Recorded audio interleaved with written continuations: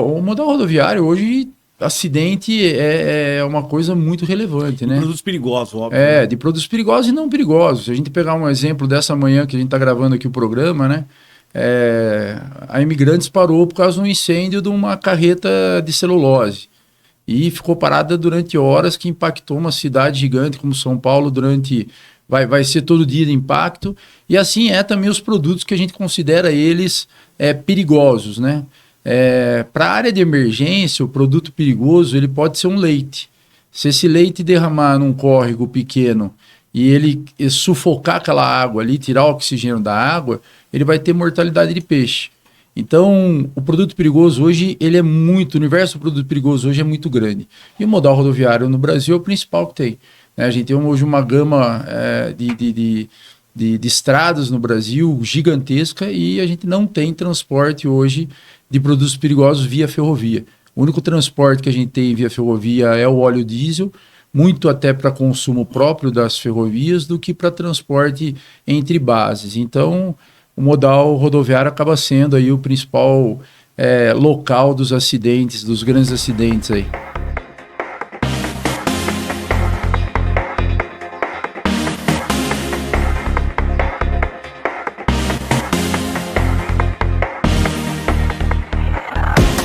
Sejam bem-vindos. Meu nome é Valtecir Lopes, sou consultor técnico da revista Emergência e hoje temos o nosso programa Emergência Entrevista. E para esse programa, para esse bloco, nós trouxemos um grande especialista na área de emergência, que viu emergência no mundo afora, teve a oportunidade de ver situações do Katrina, no Golfo, no México, entre outras emergências. Muito experiente. Seja bem-vindo, Cláudio Galante. Obrigado, uma honra estar aqui num programa feito com tanta qualidade, tanta técnica. E com tanta gente especial ter passado por aqui, é uma honra para mim. Obrigado pelo convite. Vou tentar falar um pouco do seu currículo aqui, do Galante. Aqui, ó, é consultor na área de emergência para empresas, atuando na elaboração de planos de emergência, né? Também é consultor na área de treinamento de equipes de resposta de emergência. É instrutor lá fora também na Faritex, isso? Já fui instrutor da TICS, hoje estou aposentado. Aposentei já há 2 anos aí minha chuteira lá como instrutor. Mas fui instrutor durante muito tempo lá na Texas A&M University. Uma vez instrutor, sempre instrutor, mas parei de praticar, né? De dar aula, na verdade. E aí você foi Estados Unidos, Portugal, Chile, Argentina, Colômbia e foi viajando na área de treinamento com essa turma. Quando começou, Galante, isso? Eu comecei, a primeira vez que eu tive na TICS foi em 1994, quando eu entrei no mercado de atendimento à emergência. E aí eu conheci Milton Gregolon, uma pessoa fantástica que na época estava na Ródia e falou para mim que o maior campo de treinamento do mundo ficava no Texas, numa cidade que chama College Station. E ali eu coloquei um sonho em prática que era realmente treinar nessa área, me tornar um diferencial nessa área. Eu busquei isso para mim, para minha carreira. Então, desde 94 para cá, acho que eu nunca parei de buscar uma evolução. Né, buscar treinamento, buscar conhecimento. Eu lembro que você contou do primeiro certificado, lembra aquela história? Sim, como é que foi sim. isso? Eu em 94, na verdade, não tinha nada de dinheiro para ir, né? Eu ganhava um salário mínimo na época e eu cheguei pro meu diretor, Zé Guilherme Berardo, que era então dono da SOS Cotec, e falei, pô, Zé, me ajude para os Estados Unidos. Ele falou, eu não te ajudo em nada. Eu falei, então me dá os dias, pelo menos, para mim poder ir para lá. Ele falou, não dou os dias em nada para você, você vai para lá. Se um dia você voltar de lá com certificado, que eu acho difícil, porque é muito difícil ir para lá, aí a gente conversa.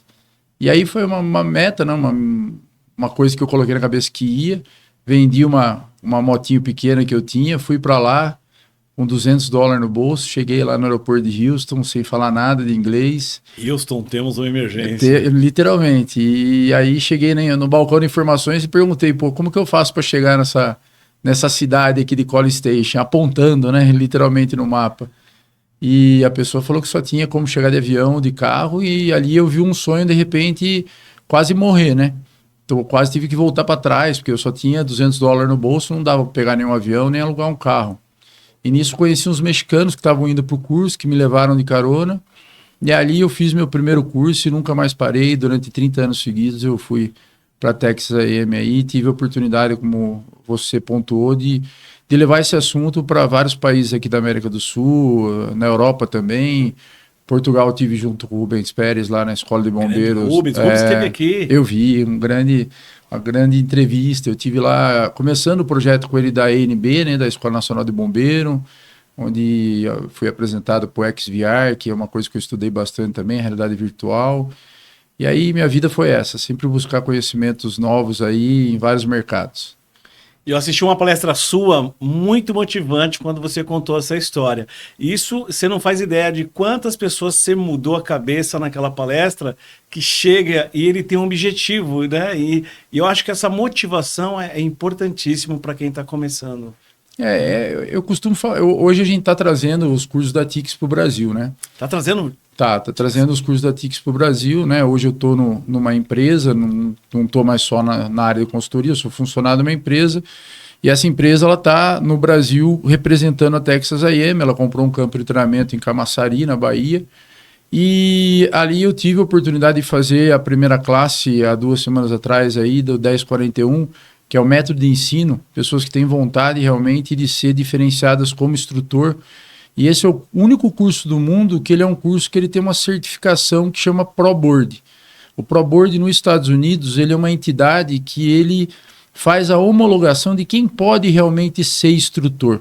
Então, para ele ser instrutor, ele precisa passar numa prova tanto de proficiência como uma prova escrita, e ele precisa ter um índice de aprovação de mais de 70%, que é alto, né? Que é um índice bem duro.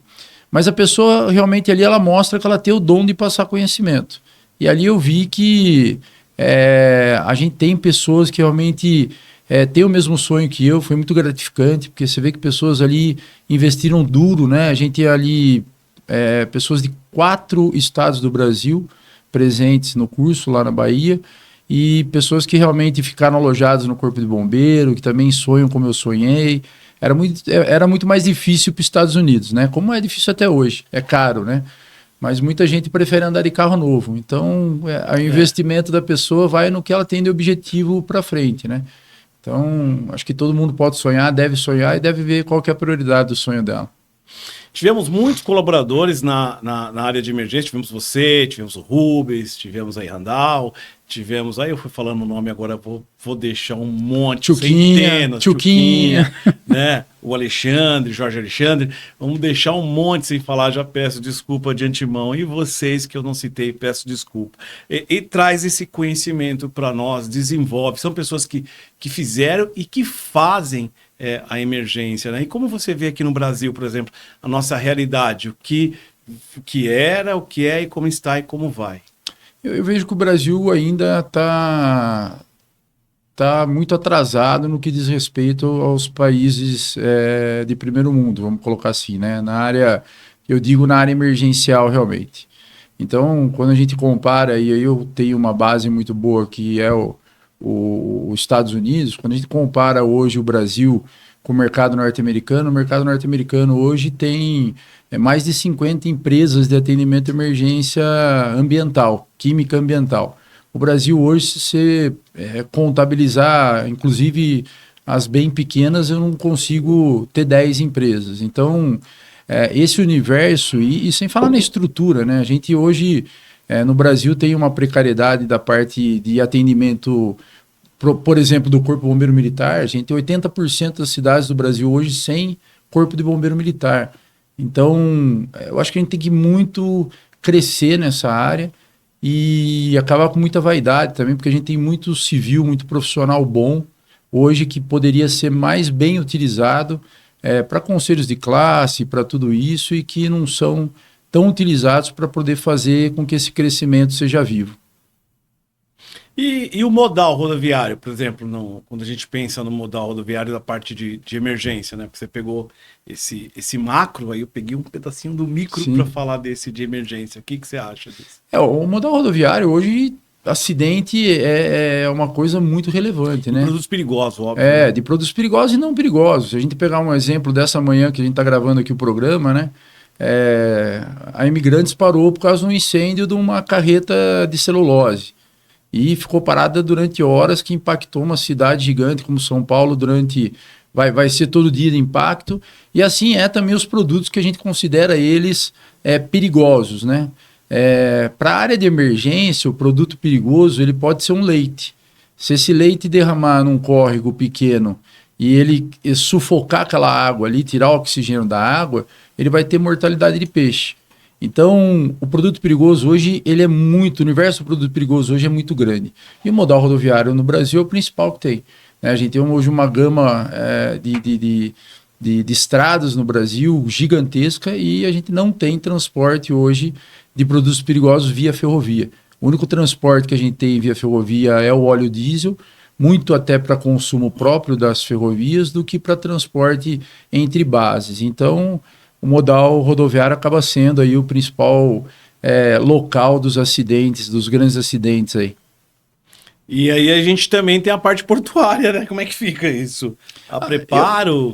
Eu vejo que a parte portuária do Brasil ela é uma parte muito qualificada, né? Hoje, por exemplo, os acidentes que a gente tem na área, o que a gente chama de offshore, nós temos pouquíssimas empresas com boa qualidade, com bom tempo de mercado, né? E as emergências offshore elas são emergências realmente que eu vejo com muito mais facilidade de lidar do que as emergências rodoviárias. Porque no offshore, dificilmente, hoje, são pouquíssimos casos que a gente tem de produtos altamente perigosos, por exemplo, um vazamento de amônia, ou de cloro, alguma coisa assim. Geralmente são vazamentos de óleo, de motor, ou realmente um óleo de navio, que ele acaba tendo ali um vazamento, uma mancha órfã, que você vai resgatar e limpar, ou igual aconteceu no Nordeste, tempos atrás, que apareceram manchas desconhecidas na costa, onde o pessoal faz a parte de limpeza de praia. Então, eu vejo que na área offshore ainda a gente é mais seguro do que na área onshore aí, né? E os transportes ferroviários são mais controláveis, você acha, comparado com... A malha ferroviária no Brasil é uma malha ferroviária muito antiga, né? E pequena, né? É pequena. Pequena no sentido de... Sim, pequena quando a gente compara, né, com os países desenvolvidos, muito pequena realmente. Só que o país, por ser um país tão extenso, a gente tem hoje uma quilometragem de malha ferroviária razoável, né? Que é grande. E como eu tenho uma malha ferroviária antiga, eu tenho muitos acidentes. A sorte... nesses casos aí que os acidentes hoje eles são com transportes de grãos, de soja, de milho, de açúcar. Então eu não tenho tanto acidente assim com produtos perigosos, né? O mais perigoso de repente que pode acontecer, tanto o próprio óleo diesel na máquina, o óleo de motor da máquina, como o transporte do óleo diesel para eles, que são vagões, que esses sim podem vir a tombar. E o vagão, diferente de tempos atrás, quando eu comecei nessa área de emergência, né, que tiveram grandes acidentes ferroviários no Brasil, Ibiá, Uberaba, que foram ali acidentes ícones no Brasil, que você tinha ali 40, 50 vagões ali tombados, que pegaram fogo. Um cenário desse daí hoje já não é um cenário atual, né? A gente não, é muito difícil ocorrer hoje com a quantidade de transporte de combustível que a gente tem hoje nas ferrovias. Ele é muito mais controlado, com uma velocidade mais leve, ele tem hoje um índice de qualidade de transporte muito melhor do que antigamente. Diferente, né? Diferente. E aqueles eventos que você participou, do Katrina, eu citei, né? Katrina, o Golfo do México... Você consegue pontuar alguns desses? Consigo. Aí? Eu, na verdade, o Katrina eu tive muita sorte. Eu estava nos Estados Unidos. Você teve sorte, na época, né? Eu tive sorte. Eu estava nos Estados Unidos na época, né? E eu conheço, tenho muita amizade com o pessoal por conta da universidade e acabei...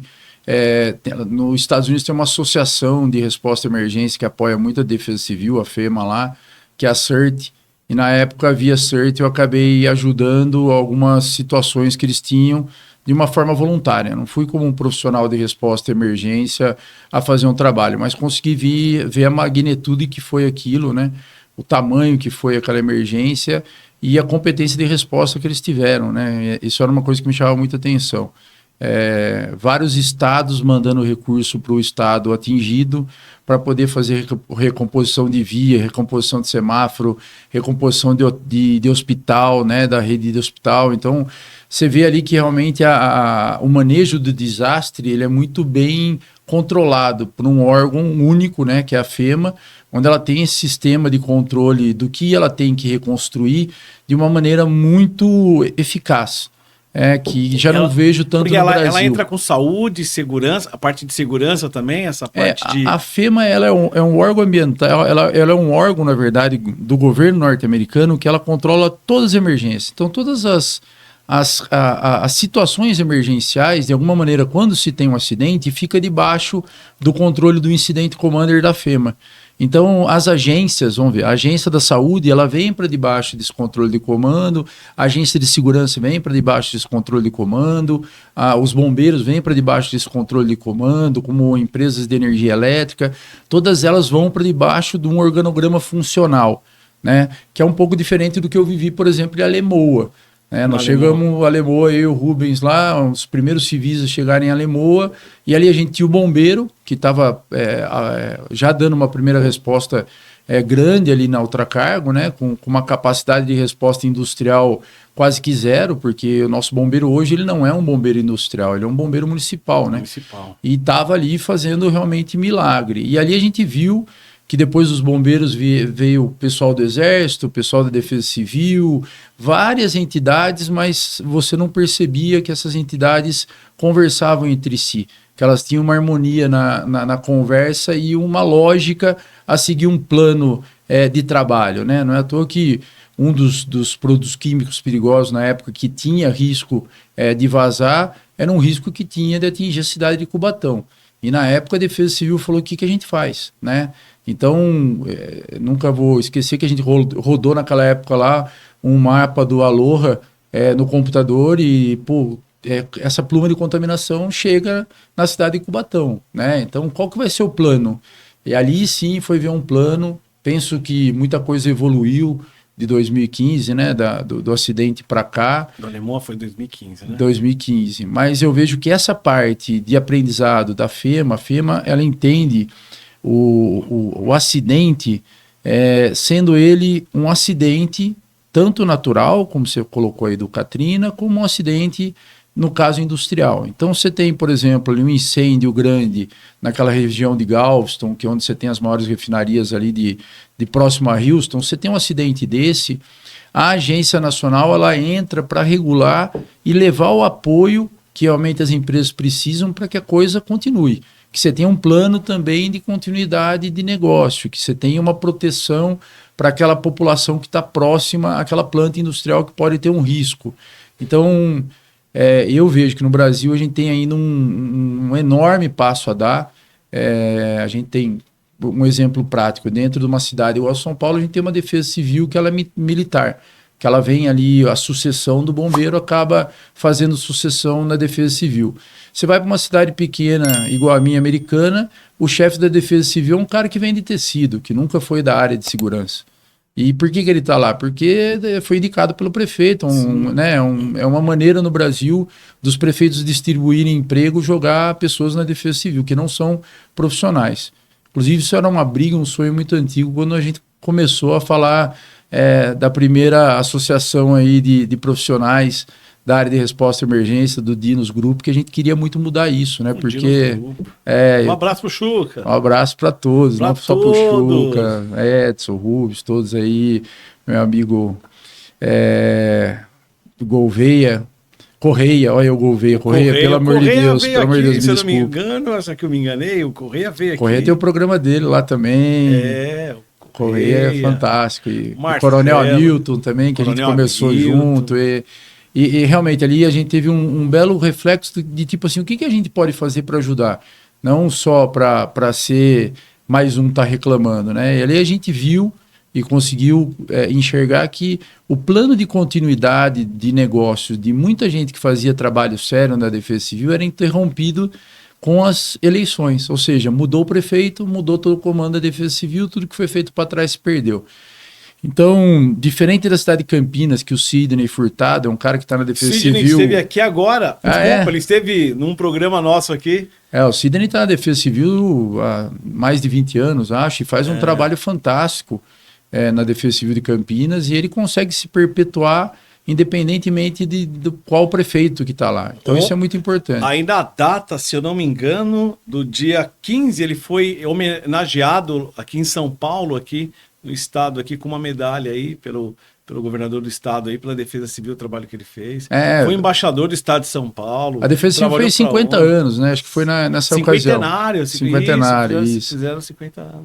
Então, eu acho que é isso que o Brasil precisa ajustar. Hoje eu vejo bastante trabalho, eu vejo que o estado hoje está muito proativo na questão dos alarmes, né? De tudo isso, mas quando a gente para pensar que esses alarmes já tocavam no telefone celular, nos primeiros telefones celulares que existiam nos Estados Unidos, a gente está falando que 25 anos depois isso chegou no Brasil. Como que está já hoje lá isso, né? Hoje você tem alertas, por exemplo, nos Estados Unidos, que eles falam para você sair da área e procurar uma área tal para ficar sobre segurança no caso de um vazamento num produto perigoso que aconteceu naquela região. Então essa evolução é o que a gente precisa tentar andar junto, né? Cláudio, aqui o nosso programa é heterogêneo. Eu tenho aqui técnico de segurança, eu tenho bombeiros, bombeiro civil, bombeiro militar, médico, enfermeiro, e engenheiros, né? Nós temos aqui um grupo bem eclético, até professores da área e outras áreas que acompanham o nosso programa. Será que a gente poderia tentar explicar didaticamente, um pouquinho didaticamente? Óbvio que você explica, mas só explicar, por exemplo, qual é o guarda-chuva da FEMA e como funciona o nosso.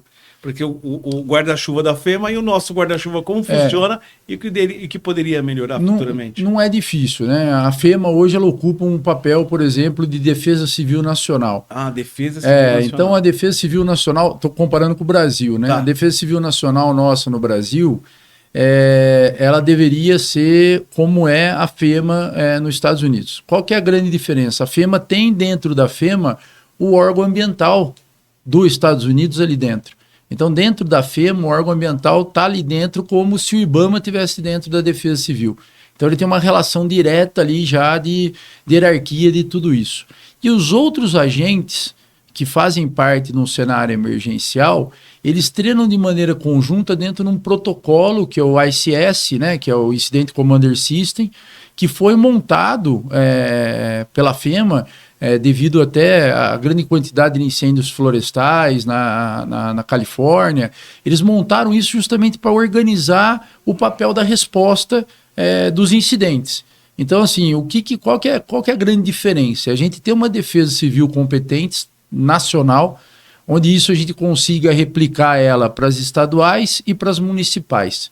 E que essas defesas civis, elas tivessem ali realmente pessoas à frente dela que fossem profissionais como são na FEMAS, profissionais da área de resposta à emergência, ou seja, profissionais que entendem e que trabalham não só na parte corretiva, levando colchão depois de uma enchente, sim, mas eles trabalham na parte preventiva, ou seja, onde pode encher de água e como eu tiro aquele pessoal antes que aquilo enche de água, né? Todo ano no Brasil, e vai piorar cada ano que passa, a gente vê deslizamento de encostas, de barragens,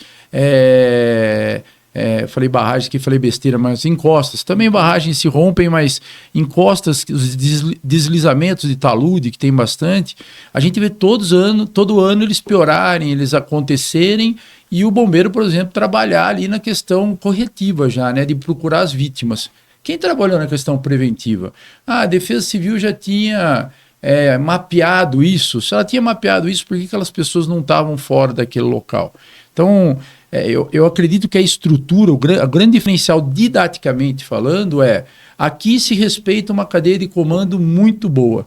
Aqui hoje não se tem uma cadeia de comando.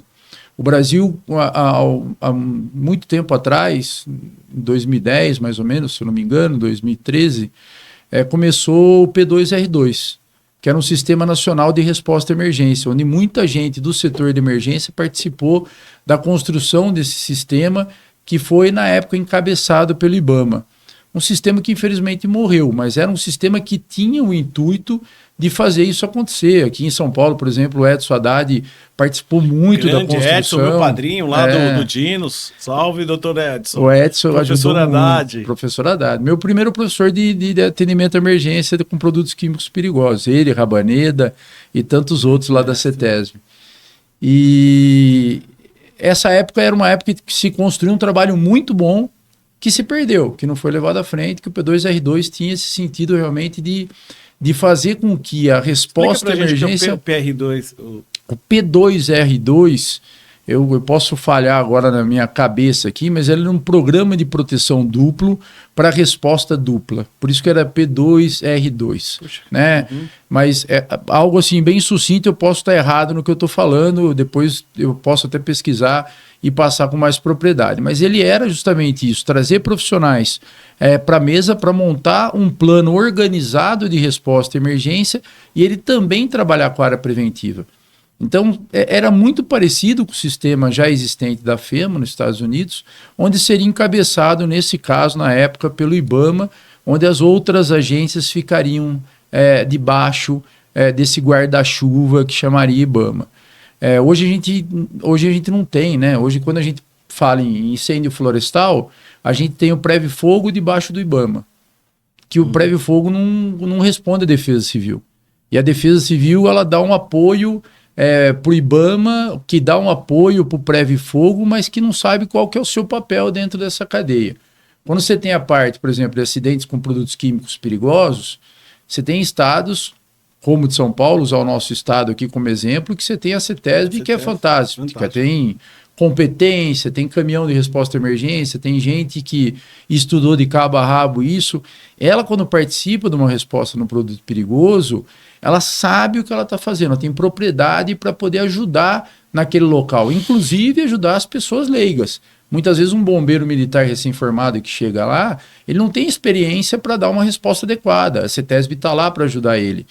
E mesmo porque ele tem que saber um monte de coisa, cara, muita coisa. Então é uma coisa que vai precisar de um especialista, não tem como, né? Além de muita coisa, o bombeiro ele já é formado, por exemplo, para usar água como defesa. E na parte do produto químico perigoso, a gente tem que tomar muito cuidado com o uso da água, né? Porque o uso da água, na verdade, ela não é uma defesa muitas vezes, ela é um problema que pode aumentar aquele cenário emergencial. Então, essa conjunção dos atores, dos órgãos, ela é fundamental para que você tenha uma emergência bem respondida, né? Eu acho que, falando didaticamente, realmente cabe uma aula sobre isso, né? Sobre o que é a FEMA. E é muito bem didático também o próprio site da FEMA, ele se autotraduz lá e tem muito curso gratuito, inclusive, online, no site da FEMA, que mostra muito sobre essa parte aí do Incident Commander, do comando de incidente. Acho que vale a pena todo mundo que é da nossa área aí buscar um pouco mais de informação lá também. Que legal. E deixa eu falar para você, aqueles eventos da NITEC, que chama NITEC nas indústrias, como é que é? Esse evento da NITEC, eu até quando você me passou, eu tentei procurar saber, eu não consegui saber o que era esse NITEC nas indústrias. Mas não achei o que seria essa palavra. Eu até perguntar antes e errei. Falando de causas climáticas ou não. Então, eu não vi isso, não me deparei ainda isso com o trabalho, né? Hoje eu estou muito mais gerenciando equipes do que trabalhando no front, né? Esse negócio das causas climáticas é fato que o mundo está mudando, muita coisa está acontecendo. Eu não vejo tanto acidente tecnológico, vamos colocar assim, sendo causado por um acidente natural. Então, um exemplo prático que a gente pode dar: um raio caindo num tanque. Um raio caindo num tanque, se você pegar a estatística de um raio queimando um tanque no Brasil, ela é quase que mínima. Se a gente tiver, a gente deve ter aí no interior de São Paulo um tanque de álcool que teve aí já alguma suposta caída de raio num tanque. Nisso vem também um problema de como se investiga isso. Não se tem uma investigação tão exata no Brasil para poder saber se isso é realmente isso. Agora a gente tem, por exemplo, as enchentes. As enchentes, que são um problema muito sério, principalmente numa cidade como São Paulo. Essas empresas que podem ter ali uma interferência, que aquela enchente venha a encher aquela empresa, ela tem que ter um sistema preventivo. Nós temos uma empresa no interior de São Paulo, na cidade de Paulínia, que ela tem um rio que passa dentro dela. E é uma empresa química internacional muito grande, e ela teve que realmente trabalhar muito para que esse rio, que toda vez enchia a sua planta, que ele não causasse tantos danos assim. Então ela teve um plano de trabalho que é andar junto com a natureza, que a natureza está aumentando, cada vez mais enche esse rio, né? Então Acredito que pode ser um pouco disso, não é minha área, mas eu acho que o evento de climático que está interferindo muito nessa questão dos acidentes tecnológicos, eu acho que tem muito a ver com isso. Puxa. E, Galante, uma outra situação que a gente está falando disso aí, eu vou mudar um pouquinho de assunto, na formação dos líderes de emergência, dos líderes de gestão em situação de crise. Você que faz esse trabalho há mais de 30 anos, como que funciona isso hoje? O que tem de evolução? O que vocês estão usando de metodologia? O mercado hoje, metodologia hoje no mercado, puxando de novo para o mercado norte-americano, que é o que a gente estuda bastante, né? Quando a gente puxa as normas da NFPA, que trazem para a parte de emergência num contexto geral, não só de incêndio. É o curso que você falou, até puxando para o curso. O 1041 que a gente acabou de fazer, ele é um curso de método de ensino, ou seja, ele ensina realmente o profissional a ser um bom instrutor. Mas isso também me preocupa. Ele tem ali uma avaliação dentro do 1041, que é uma avaliação de uma entidade norte-americana, que é o ProBoard. Essa entidade é uma entidade de profissionais. Se a gente puxar uma similaridade muito parecida com os profissionais do Dinos, onde eles vão realmente fazer uma avaliação isenta sobre esses alunos, se eles têm capacidade ou não técnica para poder ser um instrutor. Como que isso é feito, né? Aqui, essa entidade, que é o ProBoard, ela escolhe um proctor, que é um protetor de prova, que só ele tem acesso à prova que vai para esse curso. E no último dia do curso ele vai lá fazer a aplicabilidade da prova teórica. Ele leva a prova, uma prova lacrada, onde é deslacrado na classe, entregue a cada aluno e ele fica protegendo aquela prova para que nenhum aluno venha a copiar um dado de nenhum outro aluno. Ele realmente é ali uma pessoa a dar uma seriedade para aquilo. Esse mecanismo é um mecanismo que traz realmente o conhecimento técnico, diferente do conhecimento que a gente tem hoje muito grave nas redes sociais. Hoje a gente tem muito especialista de rede social. Especialista que surgiu na rede social falando sobre um tema, pegando uma lacuna de um tema que era frágil, que ninguém falava sobre isso, e tudo que ele passa a falar se torna verdade. Então a gente tem que tomar muito cuidado com isso, porque nós temos aí uma infinidade de profissionais. Isso é uma febre. Isso é uma febre. Isso está na nutrição, está na medicina, está na educação física, está na emergência, está na área de vocês, que é a área de segurança, engenharia de segurança. Isso está uma febre. E aí você pega um cara que tem, 500 mil pessoas seguindo, 300 mil pessoas, 100 mil pessoas, e pega o maior especialista, tem 500 pessoas, 1.000, 2.000 pessoas seguindo. Acho que essa analogia que você fez é perfeita. Todo lado da internet tem esse problema. Tem a pessoa que ela consegue viralizar, e aí por que ela consegue viralizar? Ela viraliza por um absurdo. Um absurdo, que a gente não falaria, que a gente não demonstraria. De maneira nenhuma. De maneira alguma. Então imagina. A gente tem, eu acompanhei esses dias nas redes sociais um curso de emergência química, e aí a pessoa estava lá falando, olha, nós estamos fazendo uma descontaminação a seco, usando CO2. Usando o extintor de CO2, descontaminando uma pessoa que estava saindo de uma emergência de amônia. Quando eu vi aquilo, eu assustei, porque eu falei, pô, será que é uma técnica nova e eu tô tão desinformado assim, né? Deixa eu procurar saber. E eu procurei saber com os profissionais, inclusive da Associação Norte-Americana de Amônia. Os profissionais viraram para mim e falaram, Galante, não, cara, é até perigoso, porque o CO2, quer queira, quer não, em algum momento ele vai acabar o gelo dele ali, ele vai se tornar alguma coisa aguosa, líquida, né, onde que ele pode ter uma reação com a contaminação da amônia do EPI daquela pessoa. Mas isso estava sendo ensinado num curso que as pessoas pagam para fazer, curso onde tem uma estrutura ali que se coloca como especialista da área, e aquela técnica pode ressaltar numa queimadura grave de uma pessoa, numa contaminação grave de uma pessoa. Então, assim, o que eu vejo hoje, esse mundo fictício da internet, ele não está baseado realmente em entidades e normativas que foram amplamente estudadas. Então, muito se fala no mercado de incêndio, de ter o LFM, a Global, né, para poder ter a tranquilidade e garantia que aquilo foi analisado. No mercado de emergência não se tem tanta coisa, não se tem uma coisa que fala assim, olha, isso é e isso não é. Então é possível das pessoas inventarem, é possível hoje de uma pessoa chegar com um produto à base de barro e falar que ele apaga o incêndio num carro elétrico.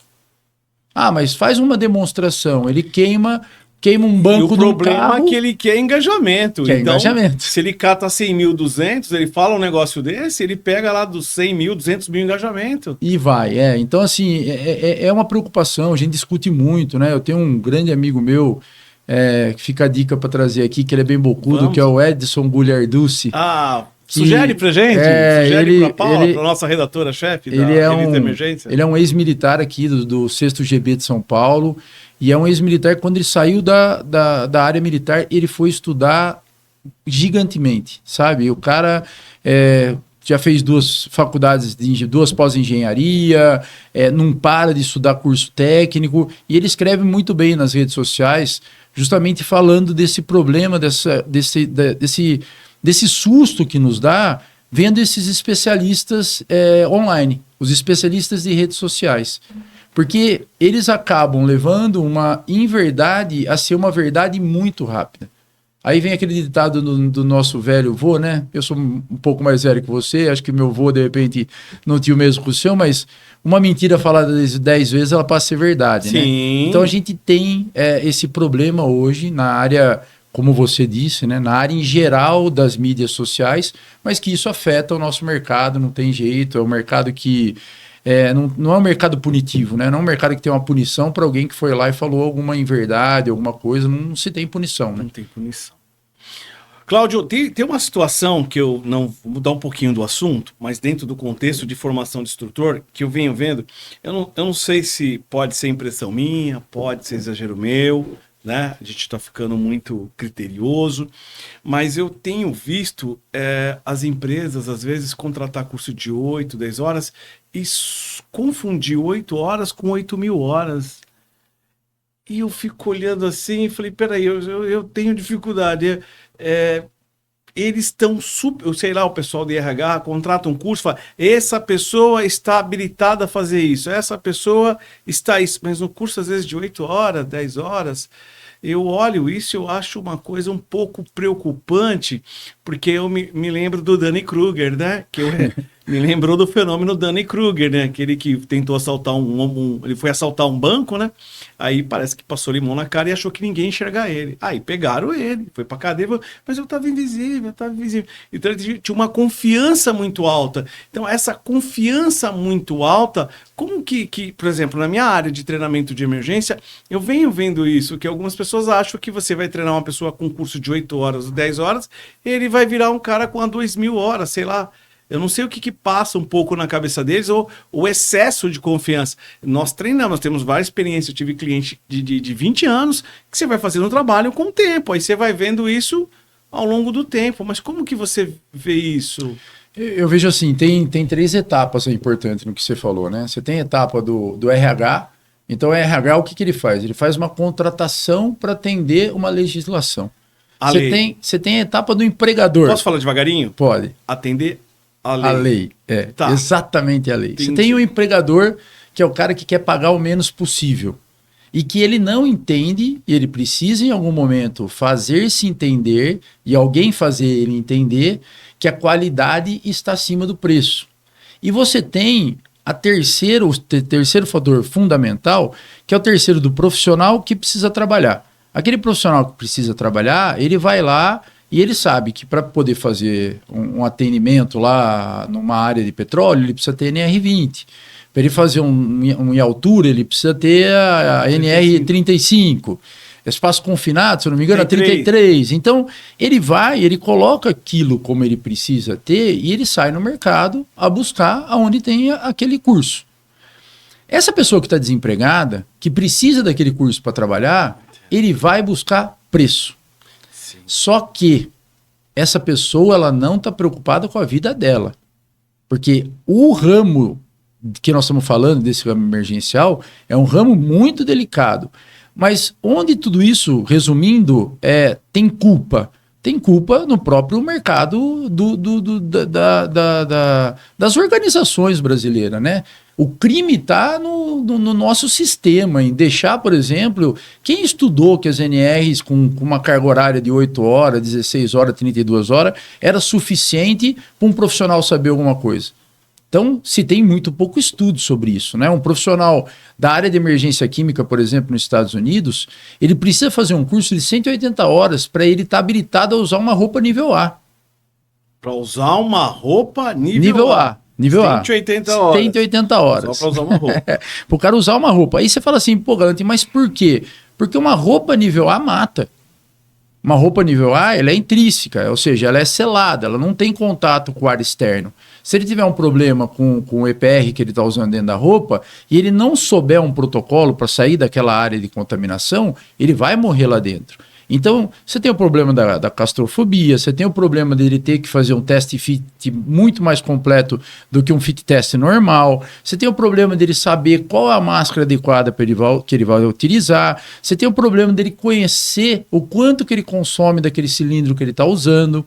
Tem muita coisa que o cara, como você disse, vai lá e passa num curso técnico de 8 horas de hazmat.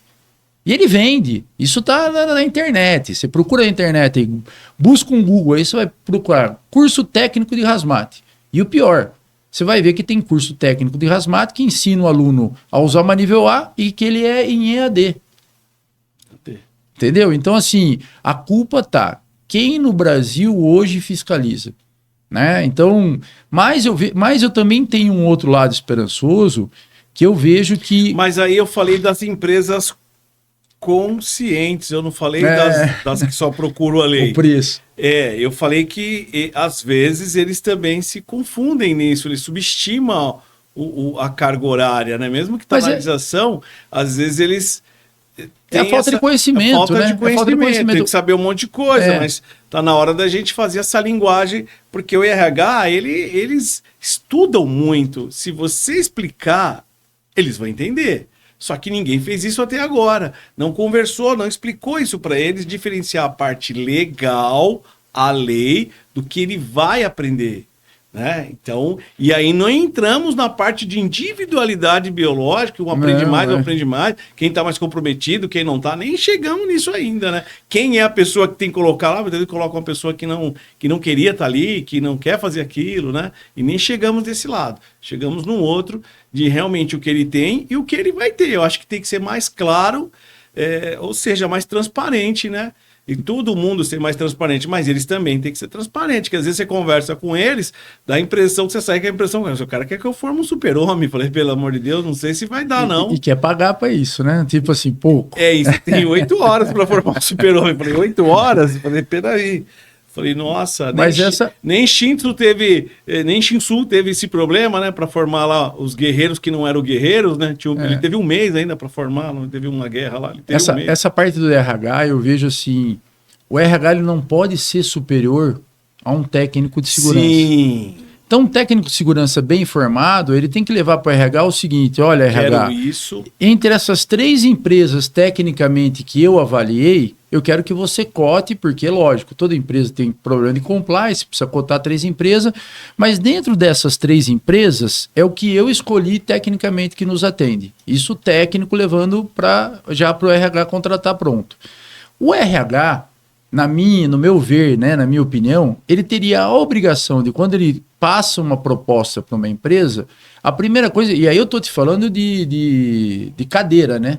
Ninguém pede para mim, quando eu ofereço um treinamento, quem é o instrutor que vai dar o treinamento e qual a competência que ele tem. O outro grande hiper problema, né?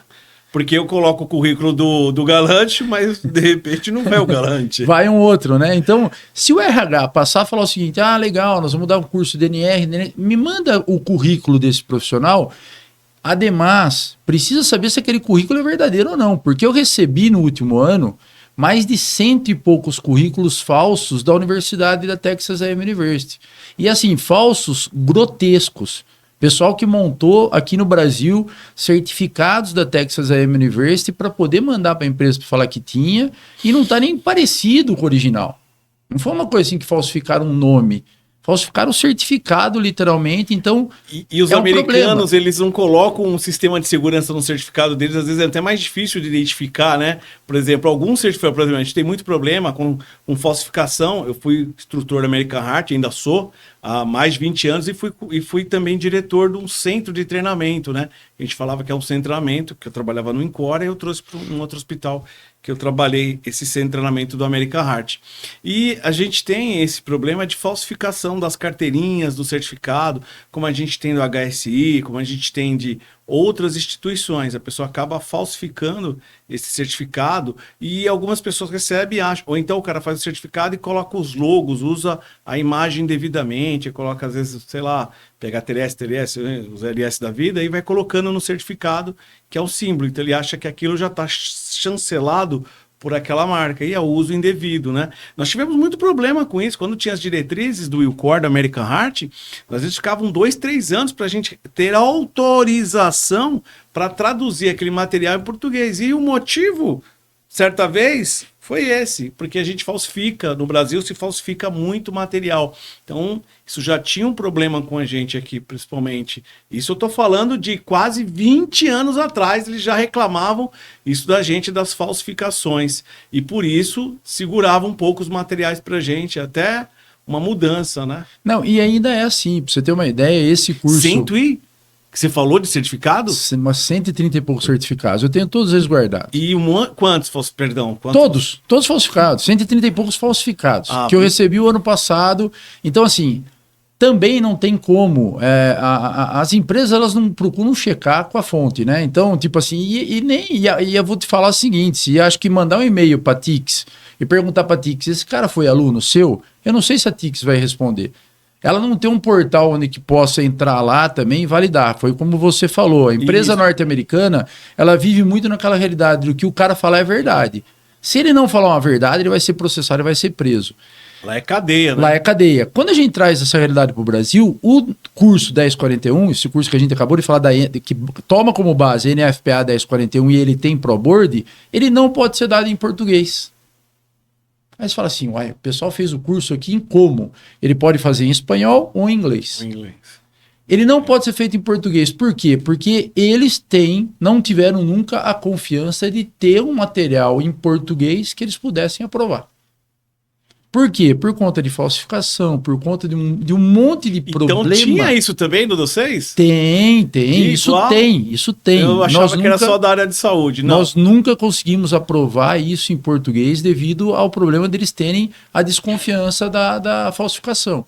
Então eles querem fazer tudo por lá, eles contratam o Proctor por lá, o Proctor tem que ser de uma universidade federal, ele presta uma prova para a Universidade da TICS para saber que ele pode ser Proctor, né? E ele tem todo um contrato que ele não pode deixar aquela prova em nenhum momento, muito mais do que qualquer canto do mundo, né? Então, assim, tem isso, eles tomam esse cuidado para que o selo e essa certificação ProBoard não caia em descredibilidade. E é muita gente que faz o curso 1041, mas que não tem o ProBoard e não passou na prova.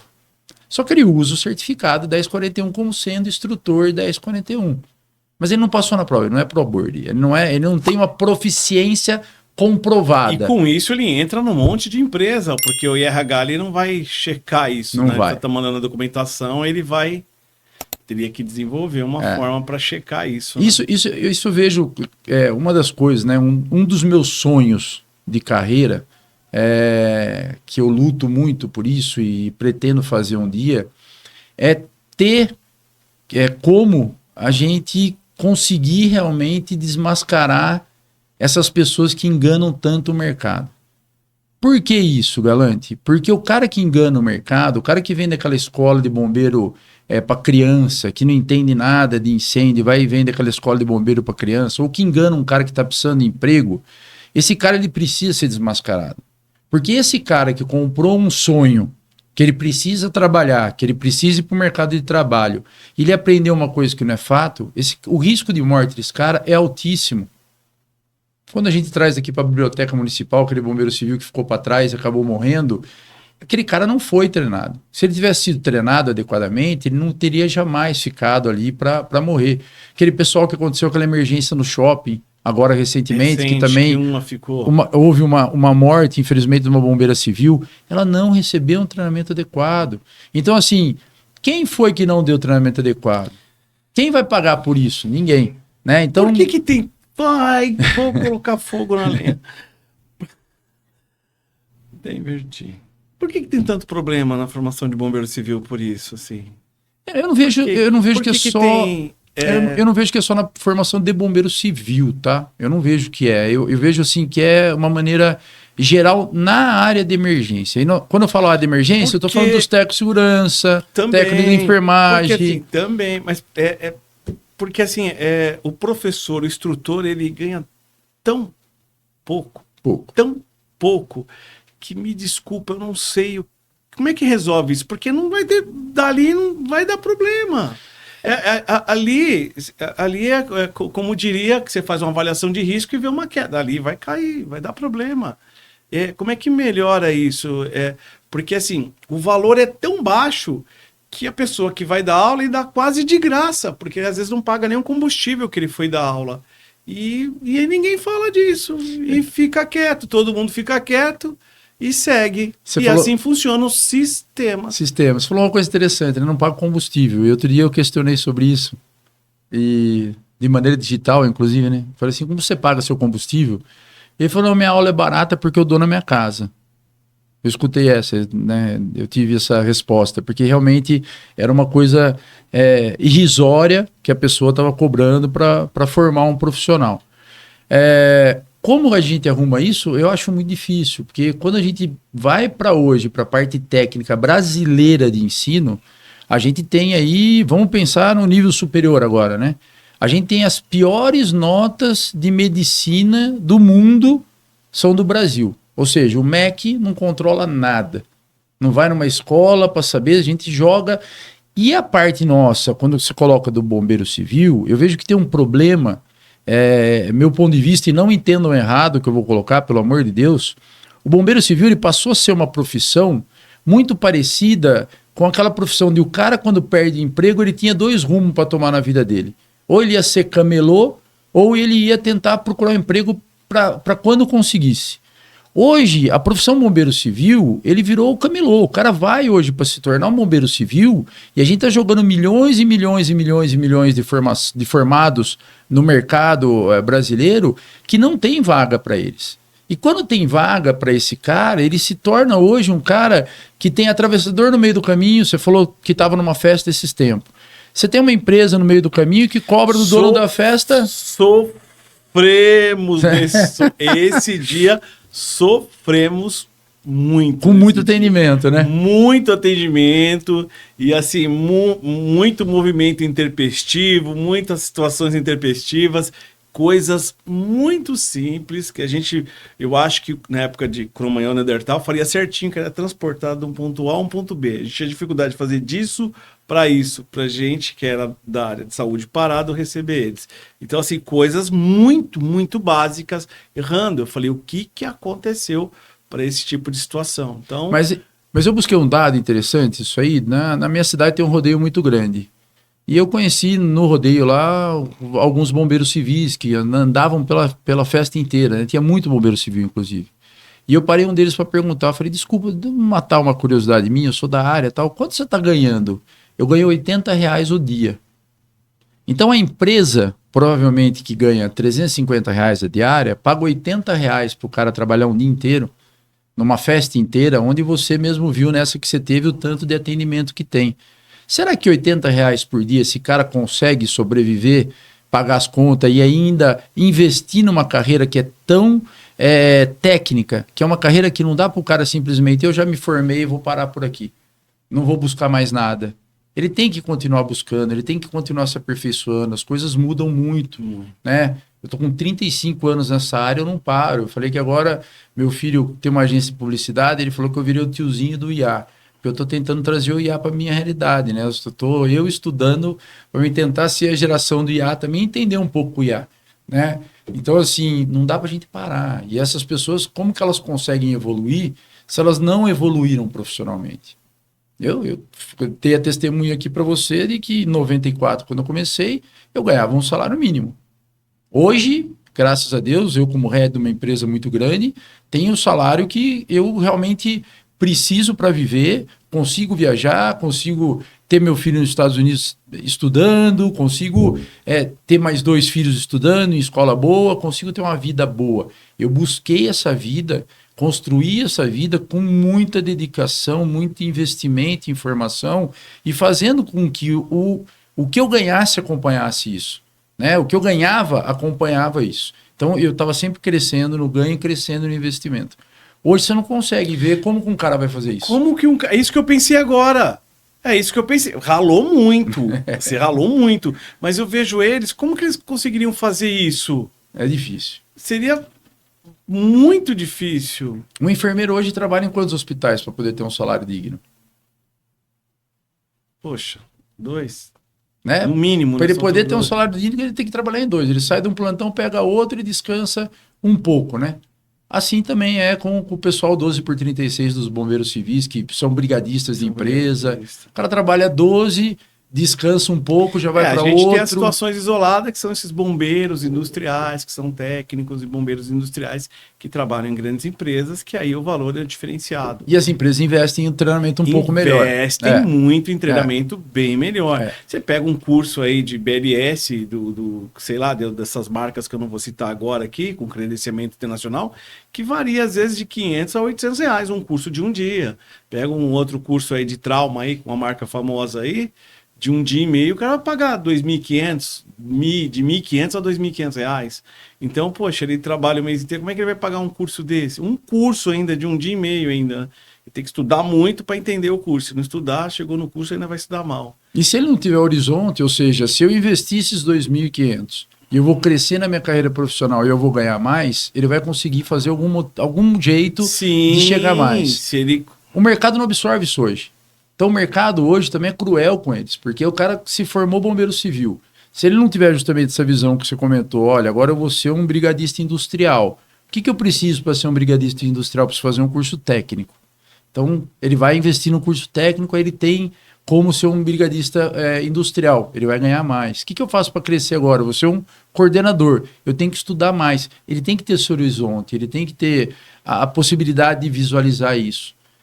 Eu vejo que o grande problema, a grande questão hoje é qual é a qualidade de quem a gente está formando. A gente está formando muita gente em massa, e uma massa muito grande. Tem mais curso de instrutor do que de curso mesmo. Eu quero fazer um curso. Só tem de instrutor, mas eu quero só fazer o curso. Não, só tem esse de instrutor. Então tá bom, vou fazer esse aqui. Também não dou, mas tudo bem. Eu acho que é importante, né? Ninguém nasce sabendo aquela frase, esse clichê. Mas às vezes também tem muita gente vendendo isso no mercado, né? Além de venda, se você parar para fazer um comparativo, saindo um pouco da esfera civil, indo para a esfera militar, você vê o quanto bombeiro, soldado militar, hoje é instrutor de bombeiro, de curso de bombeiro civil.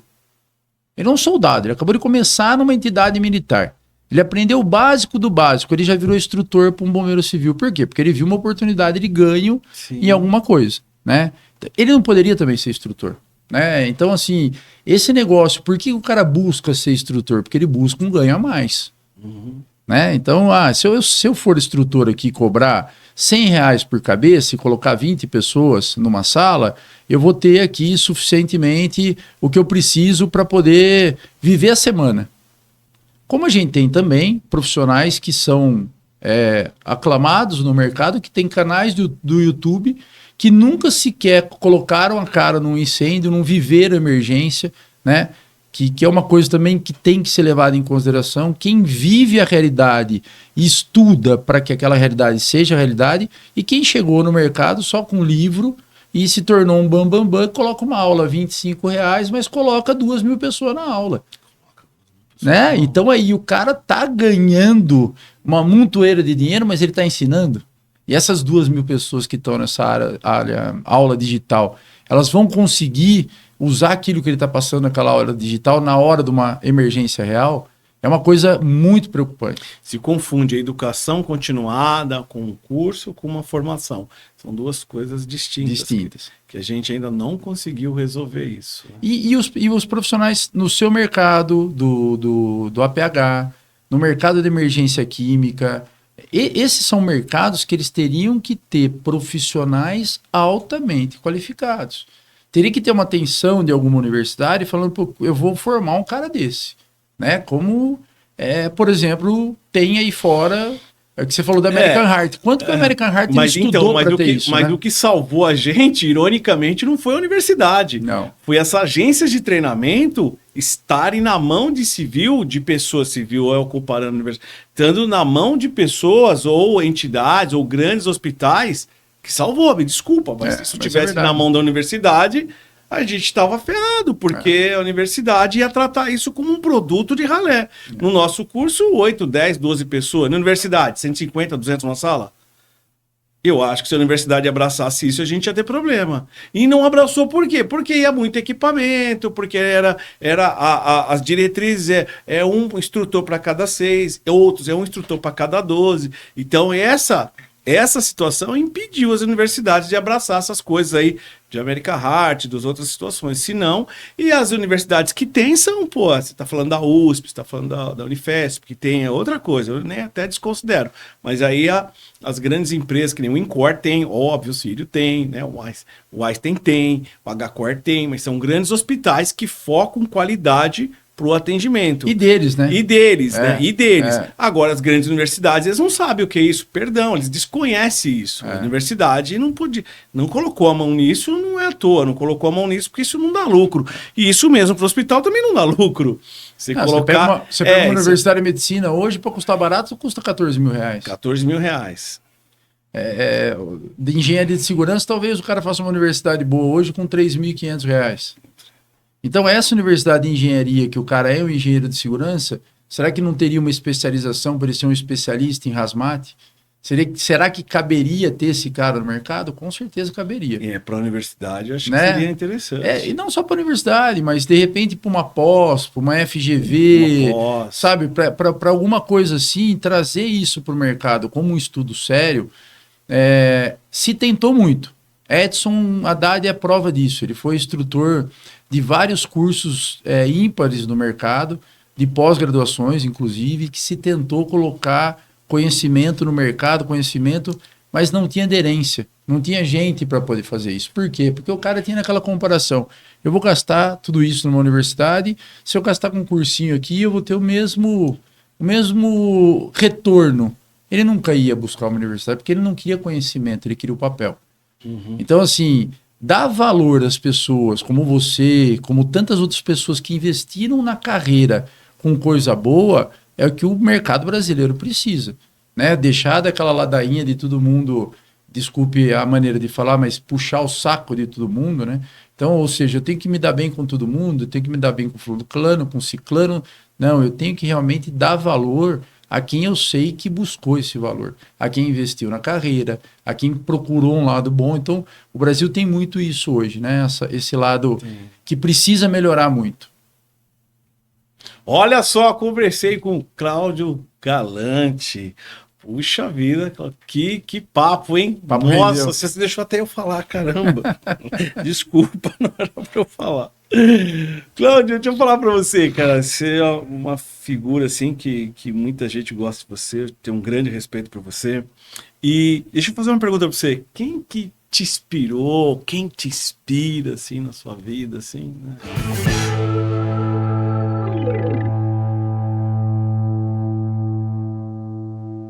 Eu acho que quem me inspirou nessa vida foi eu me machucando. Né? Então, quando eu comecei nesse mercado de emergência química, eu era ajudante geral, e quando chegou uma bomba para mim lavar, eu queimei minha mão, né? E aí eu falei, puta, eu tenho que buscar realmente eu conhecer mais para não cometer um outro negócio disso comigo mesmo. Né? Sério? Você machucou? Me queimei com ácido na época e eu queria, como pode, né? Porque era um borracheiro, era um mecânico que atendia emergência. Não tinha quem conhecesse emergência. Aham. E aí foi quando eu fui atrás, realmente, aí conheci o Milton Gregolon, que já estava numa indústria grande, já conhecia, onde ele me mostrou o caminho, né? E quem me inspira hoje, realmente, é minha família, meus filhos, a mostrar realmente que eu tenho que fazer alguma coisa pelo meu mercado, para que o meu mercado seja um mundo melhor, para que eles tenham um futuro melhor, né? O futuro, ele está crescendo com as coisas perigosas cada vez mais, né? A gente tem aí os carros elétricos agora, tanta coisa vindo, as casas se tornando cada vez mais elétricas, ou seja, essa inspiração que eu tenho nos meus filhos, eu quero que melhores pessoas venham para esse universo nosso, para que ensinem de uma maneira melhor e que façam realmente o nosso mundo se tornar um mundo mais seguro. Poxa, obrigado.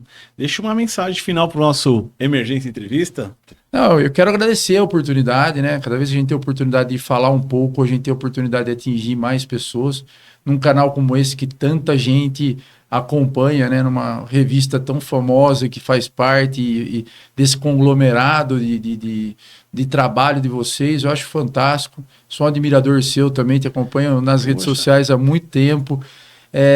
Todo mundo me pergunta, né?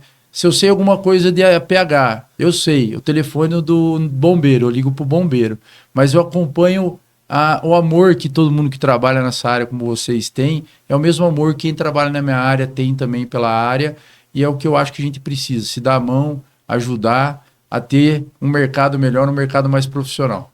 Obrigado. Galera, tem algum contato seu da empresa? Eu tenho, na verdade, eu vou passar pessoal, não estou aqui pela empresa, eu vim como profissional realmente. Eu tenho meu Instagram, que é @emergênciasindustriais. Ali eu tento postar um pouco de emergências, falar realmente dessa área de emergências, onde eu ali tenho realmente um contato com todo mundo que me segue lá. Olha só. Obrigado. Olha só, falei com essa figura aqui que é o Cláudio Galante, mais de 35 anos de experiência. Muito obrigado. O Emergência Entrevista fica aqui.